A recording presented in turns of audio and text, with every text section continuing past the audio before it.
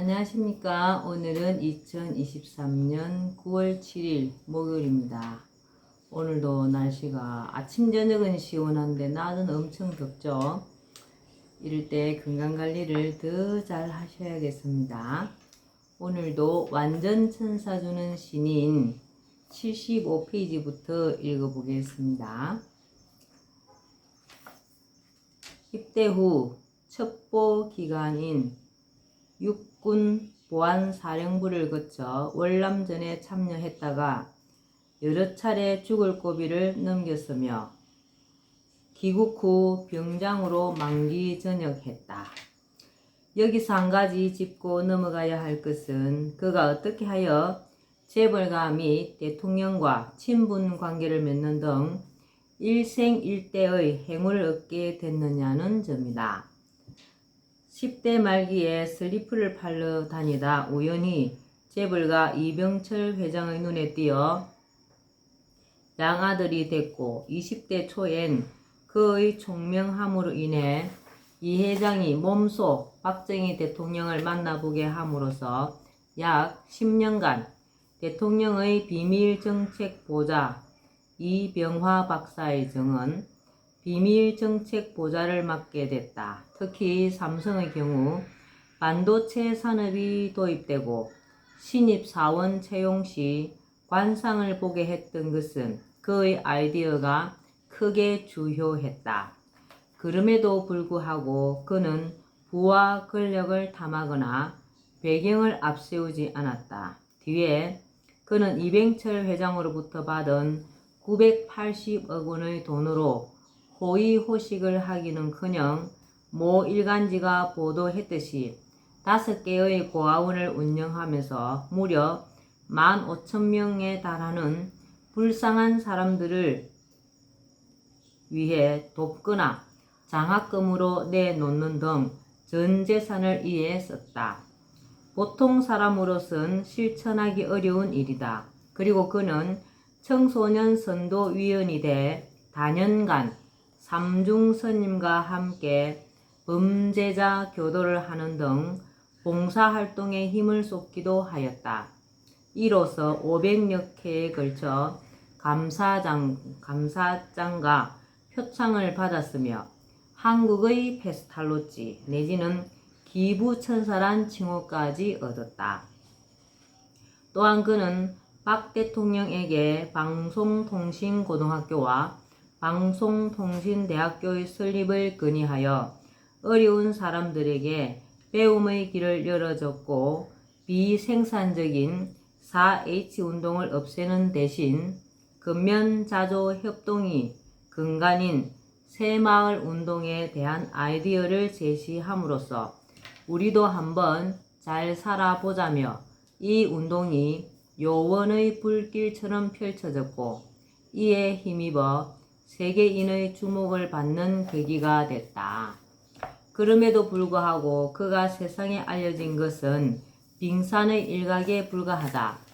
인생의 밑바닥에서 출발하여 젊은 나이에 부와 권력이란 2마리의 토끼를 한꺼번에 붙잡을 수 있었던 신인 허경영.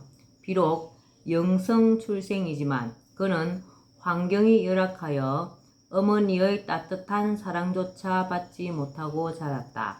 그러나 자기를 낳은 어머니에 대한 그리움만은 오직 간직하며 오늘에 이르렀다. 그의 어머니는 생활이 어려워 산후조리를 제대로 못한 데다가 미역국조차 먹어보지도 못하고 운명했다. 하여 동네 아낙네의 도움을 받고 자랄 수밖에 없었던 그는 평생을 두고 이것이 마음에 걸렸다. 그래서 그는 한 맺힌 어머니를 생각하며 지금까지 미역국을 한 번도 입에 대본 적이 없다고 한다. 그의 거처엔 어머니 산소에서 가져온 흙이 외로움을 말해주듯 놓여있다. 그는 흙을 바라보며 흔들리지 않는 삶을 이어왔다. 신인 허경영의 자라온 과정과 어머니에 대한 그리움 등을 살펴보면 대영 제국의 총리를 지냈던 로이드 조지와 유사함이 느껴진다. 조지 역시 평생을 살면서 헌신적인 어머니가 큰 힘이 됐다. 큰 인물은 이렇듯 어머니의 희생 위에서 역경을 딛고 일어섰다는 걸 여지없이 보여준다. 신인 허경영 노래 1절.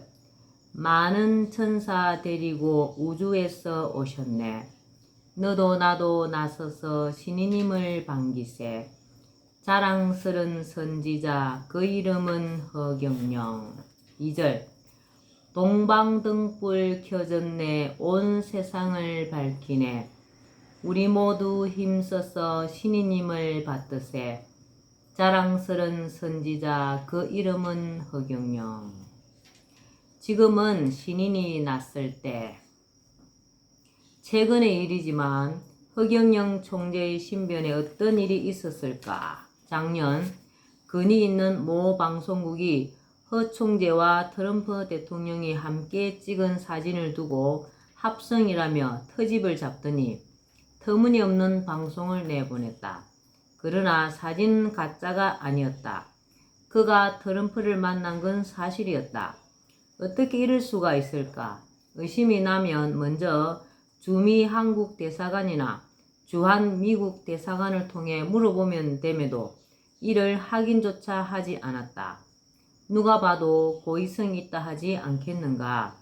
의의가 없었던 그는 자신의 유튜브를 통해 미국에서 트럼프를 만나 북핵 문제를 심도 있게 논의했으며 미국이 일방적으로 북한을 자극하지 않도록 건의했다고 이의 과정을 소상히 밝혔다.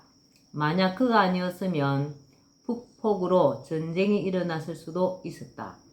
제대로 된 언론이라면 왜 트럼프가 한국의 지도자 중에서 하필 허 총재를 택했으며 두 사람 사이에 어떤 대화가 오갔는지 주도 면밀하게 살피고 방송하는 것이 언론의 사명이 아니었을까?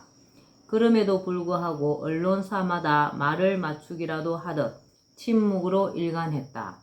참으로 한심한 일이 아닐 수 없다. 이런 어처구니 없는 사건을 두고 한간에선 그를 대통령에 못 나가도록 하기 위한 방해 공작이었고 음모였다는 설까지 흘러나오고 있다. 음모는 인간의 33가지 죄악 중에서 첫 번째에 속할 정도로 지탄받아야 할 대상이다. 진실은 얼마 가지 않아 밝혀진다. 섭리와 사필 규정이 도사리고 있기 때문이다. 그런데도 해당 방송국은 무슨 속셈인지 사실 여부를 밝히려 하지 않았고 끝내 정정방송조차 하지 않았다. 그러자 한미 관계의 실세이자 두 사람의 만남을 주선한 재미교포 임청근 박사가 우리나라의 주요 일간지의 광고를 통해 엄청난 비용을 부담해 가며 허경영과 트럼프가 미국의 모 처에서 만난 게 사실이라고 밝혔다. 참으로 안타까운 일이 아닐 수 없다. 분명한 것은 누가 뭐라 해도 그가 나서서 3차 세계대전을 막았다는 사실이다. 그러고 보면 우리나라 대통령이 해야 할 일을 그가 한 셈이 된다. 이는 노벨상감이고 정치 지도자로서 높이 평가받아야 하지 않겠는가. 그는 깨끗하고 순수하며 거짓과 술수를 모르는 정직한 정치인이다.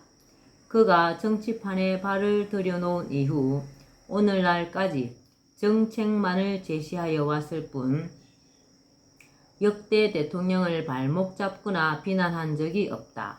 그가 정치판을 향해 한 말을 상기해 본다. 그의 말은 놀라울 정도로 과연 예언적이다.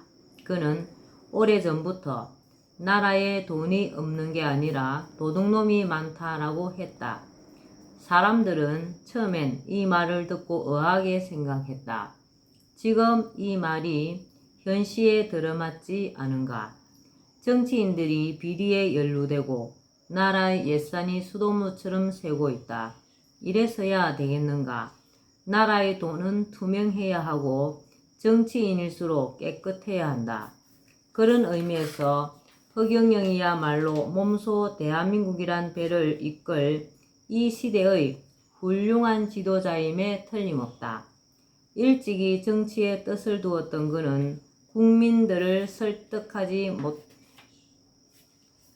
못하면 참된 지도자가 될 수 없다고 말한다. 전적으로 동의한다. 그의 강연 등이 말해주듯 그는 신인이기에 남북한은 물론 전 세계를 다스리고 통일할 능력을 두루 갖췄다. 가뜩이나 그의 정치공학적 발상이 핵명을 시사하는 등 파격적이어서 놀랍기만 하다. 그는 공평한 사회가 되기 위해선 섭리로 통치하지 않으면 안 된다며 이의 교두보로 국가혁명당을 출범시키고 만장일치로 당의 대표가 됐다가 지금은 명예대표로서 유력한 차기 대통령 후보로 물망에 오르고 있다. 그는 오래전부터 유튜브 방송을 개설하고 강연 등을 통해 자신의 보폭을 넓혀왔다. 그야말로 준비된 선지적인 후보라 할 수 있다. 그의 지도자상을 말해주는 대목을 소개한다. 어느 날 그가 길을 걷고 있었다. 나이살을 먹은 사람이 그를 보더니 대뜸 발광체가 지나간다고 말하였다. 발광체는 광원으로서 태양과 같은 존재라는 뜻에서 나온 말이며 다른 정치인은 달과 같은 암체 또는 반사체이고 보면 그 이미지가 우리에게 시사하는 바가 크다 하겠다. 이렇듯 그는 보통 정치인이 아니다. 왜 그가 이 시대의 지도자가 돼야만 하는가? 그의 눈물겨운 어린 시절이 말해주듯 엄청난 고통과 고난 그리고 고독 속에서 지낸 자로서 서민들의 어려움과 아픔을 누구보다 잘 알고 있고 그러한 경험들이 삶의 기폭제가 될 수밖에 없고 우리의 정치 현실이 그렇게 만들어 놓았기 때문이다. 정치 현실만 해도 그렇다. 그것도 그럴 것이 여야를 막론하고 당마다 진영 논리로 티격태격하기 바빴고 우리 실정에 맞는 정책다운 정책이 없었다. 그래서 그는 골이 깊고 반토막 나듯한 이념에 편성하기보다 보수 좌파를 아우르는 정책가로서 명실공히 중도파의 아이콘이자 구심점임을 과감히 보여준다. 그렇기 때문에 그는 3.3 정책의 성부사답게 국민들에게 솔직히 하소연하고 있다. 오늘날과 같이 극좌, 극우가 심화될수록 국민은 강력한 지도자를 원하고 있고 지금이 절체절명의 위기인 코로나19 시대여서 신본주의의 실현을 위해서도 자기와 같이 카리스마가 넘치는 그런 지도자가 일선의 전면에 나서는 일이 절실하다고 맞는 말이다. 거짓과 비상식이 난무하는 등 낡은 세상을 바꾸기 위해 그가 지난 33년 동안 오로지 대통령의 입장에서 대한민국을 살릴 보관을 내놓은 3.3 정책을 보면 그의 확고한 통치 철학을 읽을 수가 있다. 분명한 것은 이 정책이 당의 공식적인 입장이 되면서 각계각층의 반응이 뜨겁다는 사실이다. 얼마 전까지만 해도 거들떠보지 않던 정책이 아니던가. 그러던 것이 제철을 만난 듯 대다수 국민들은 나라를 살릴 가장 이상적인 제도라 하고 있고 일부 언론과 지식인은 세계 정치사에 유례를 찾아볼 수 없는 정책이라고 극찬하고 있다. 놀라운 현상이 아닐 수 없다. 이제 정치권은 정책으로 심판받는 시대가 됐다. 그가 제시하고 있는 중요한 정책으론 결혼 및 출산혁명과 정치혁명 그리고 배당혁명을 들 수가 있겠다. 결혼 및 출산혁명은 인구 절벽으로 인한 망국적 요인을 타파하기 위해 33년 전부터 구상했던 정책이란 점에서 국민적인 관심사가 되고 있다. 그가 내놓은 연애와 결혼 그리고 출산 공영제는 복지가 아닌 투자이며 세계 꼴찌의 저출생을 막기 위한 파격적인 제도이다. 네, 오늘은 완전 천사 주는 신인 여기까지만 읽어보겠습니다. 오늘도 멋진 날 되시기 바랍니다. 감사합니다. 흑영영.